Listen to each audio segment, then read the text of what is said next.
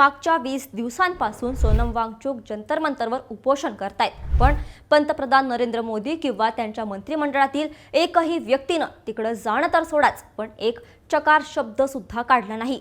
लडाखमधील सामाजिक कार्यकर्ते सोनम वांगचुक मागच्या 20 दिवसांपासून विद्यार्थ्यांच्या मागण्यांसाठी दिल्लीत उपोषण करतायत। नीट परीक्षा फुटी आणि त्या प्रकरणी केंद्रीय शिक्षण मंत्री धर्मेंद्र प्रधान यांनी राजीनामा द्यावा यासाठी हे उपोषण सुरू आहे। पण इतके दिवस हे आंदोलन सुरू आहे, पण केंद्रातील मोदी सरकार यावर साधं बोलायला सुद्धा तयार नाही। नीटचा पेपर फुटला, अनेक विद्यार्थ्यांनी जीवन संपवलं, शेकडो विद्यार्थ्यांचं आयुष्य बर्बाद झालं, पण यावर मोदी सरकारने काय कारवाई केली? कारवाई करणं सोडाच, पण सरकारचा एकही मंत्री किंवा प्रतिनिधी या आंदोलनाकडे फिरकला सुद्धा नाही। दुसरीकडे जंतर मंतरवर सोनम वांगचुक यांची प्रकृती अत्यंत चिंताजनक बनली असून डॉक्टरांनी त्यांच्या अवयवांना इजा होण्याचा म्हणजेच ऑर्गन फेल्युअरचा गंभीर इशारा दिला आहे। अवघ्या 20 दिवसात त्यांचे वजन 9 किलोने घटले असून त्यांचं शरीर आता अंतर्गत पातळीवर खचू लागलं आहे। या गंभीर परिस्थितीत अखेर दिल्ली उच्च न्यायालयाला हस्तक्षेप करावा लागला असून न्यायालयाने वांगचुक यांच्या प्रकृतीवर दररोज लक्ष ठेवण्याचे कडक निर्देश दिले आहेत। 1984 मध्ये या सोनम वांगचुक यांच्या वडिलांनी म्हणजेच सोनम वांग्याल यांनी लडाखच्या स्थानिक प्रश्नांवरून असंच उपोषण केलं होतं, पण हे उपोषण सोडवायला थेट तत्कालीन पंतप्रधान इंदिरा गांधी स्वतः लडाखला आल्या होत्या आणि त्यांनी वांग्याल यांच्या मागण्या ऐकून मान राखला होता। आज मात्र विद्यार्थ्यांच्या भविष्यासाठी आणि न्याय हक्कासाठी आपल्या जीवाचीही पर्वा न करता आज सोनम वांगचुक लढत आहेत।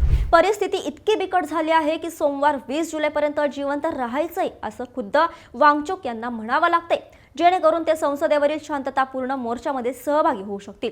इतकंच नाही तर हा मोर्चा यशस्वी झाला नाही तर मी भूत म्हणून परत येईन असा उपरोधिक इशाराही त्यांनी दिला आहे। दिवसेंदिवस सोनम वांगचुक यांची तब्येत खालावत चालली आहे, पण मोदी सरकारमध्ये थोडी सुद्धा संवेदनशीलता राहिली नाही का?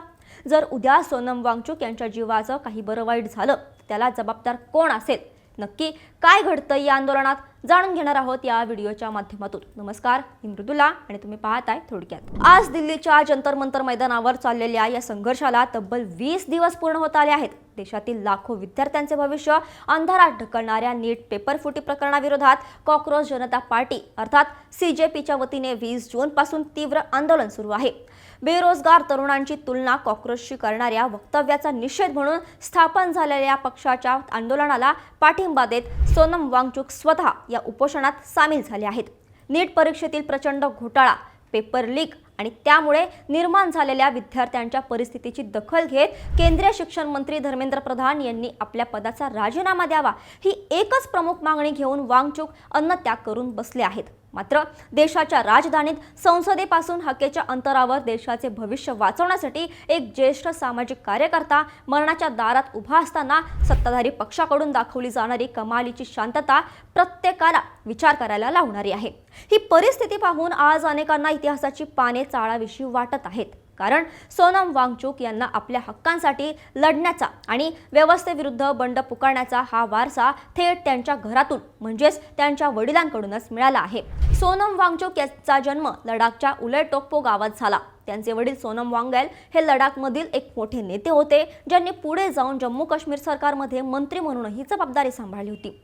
1970 आणि 80च्या दशकात जेव्हा केंद्र आणि राज्य सरकारकडून लडाखच्या स्थानिक विकास कामांकडे आणि तेथील अनुसूचित जमातींच्या हक्कांकडे पूर्णपणे दुर्लक्ष केलं जात होतं, तेव्हा या अन्यायाविरुद्ध सोनम वांग्याल यांनी अत्यंत आक्रमक भूमिका घेतली होती। लडाखच्या जनतेला न्याय मिळवून देण्यासाठी 1984 मध्ये ते लेह येथे आमरण उपोषणाला बसले होते। त्यांचे हे उपोषण तब्बल 16 दिवस चालले। या आंदोलनाची तीव्रता इतकी वाढली की थेट दिल्लीतील सत्ताधाऱ्यांचे धाबे दणाणले। तत्कालीन केंद्र सरकारने त्यावेळी कमालीची संवेदनशीलता आणि आदर दाखवत तत्कालीन पंतप्रधान इंदिरा गांधी स्वतः दिल्लीहून लडाखला पोहोचल्या होत्या।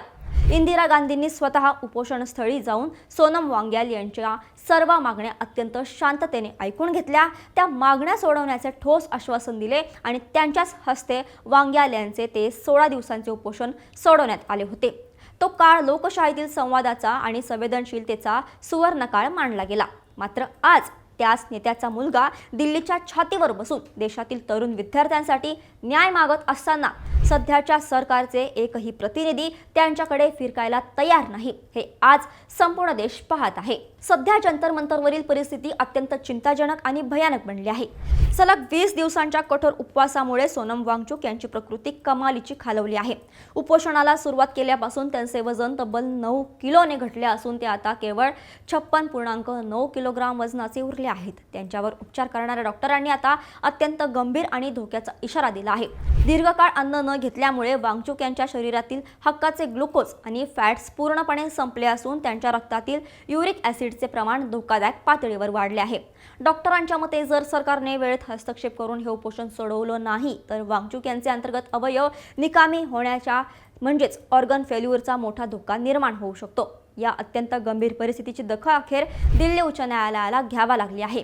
एक जनहित याचिकेवर सुनावणी करताना न्यायालयाने प्रशासनाला कडक निर्देश दिले आहेत की वांगचुक यांच्या प्रकृतीवर दररोज 24 तास बारीक लक्ष ठेवण्यात यावे आणि त्यांची तब्येत आणखी बिघडल्यास तातडीने आवश्यक ते वैद्यकीय उपचार आणि आपत्कालीन मदत पुरवली जावी। कोणत्याही नागरिकाचा जीव हा अत्यंत मौल्यवान असतो आणि तो वाचवणं ही सरकारची पहिली जबाबदारी आहे, असे खडे बोल न्यायालयाने सुनावले आहेत। या सर्व गंभीर इशाऱ्यानंतरही सोनम वांगचुक यांचा निर्धार तसूभरही ढळलेला नाही। यापूर्वी लडाखला पूर्ण राज्याचा दर्जा मिळावा म्हणून जोधपूरच्या तुरुंगात तब्बल 170 दिवस घालवणाऱ्या वांगचुक यांनी नुकताच सोशल मीडियावर एक नवा व्हिडिओ जारी केला आहे। अत्यंत क्षीण आवाजात पण खंबीर मनाने बोलताना ते म्हणाले की मला कोणत्याही परिस्थितीत आगामी सोमवार म्हणजेच 20 जुलैपर्यंत जिवंत राहायचं आहे, जेणेकरून संसदेवर काढण्यात येणाऱ्या शांतता मोर्चात मी तुमच्या खांद्याला खांदा लावून सहभागी होऊ शकेन। लोकशाहीच्या त्या पवित्र मंदिरात आपण देशातील विद्यार्थ्यांचा आवाज बुलंद करू। पुढे काहीशा मजेशीर अंदाजात ते असंही म्हणाले की जर 20 जुलैचा आपला हा मोर्चा यशस्वी झाला नाही आणि सरकारने विद्यार्थ्यांच्या मागण्या मान्य केल्या नाहीत तर मी भूत बनून परत येईन। त्यांनी हे विधान हसतमुखाने केलं असले तरी त्यामागील वेदना आणि सरकारविरुद्धचा तीव्र संताप स्पष्टपणे दिसून येत आहे। आता देशातील कोट्यवधी जनतेला आणि तरुण विद्यार्थ्यांना हाच प्रश्न पडला आहे की 1984च्या इतिहासाची पुनरावृत्ती होऊन विद्यमान पंतप्रधान लडाखच्या या सुपुत्राची दखल घेतील का, की विद्यार्थ्यांच्या या जीवन मरणाच्या प्रश्नावर सरकारची हीच असंवेदनशीलता कायम राहील। आणि जर सोनम वांगचुक यांचं काही बरं वाईट झालं तर त्याला कोण जबाबदार असेल? तुमचं मत आम्हाला कमेंट्समध्ये नक्की सांगा आणि अशाच घडामोडी जाणून घेण्यासाठी थोडक्यात आत्ताच सबस्क्राईब करा।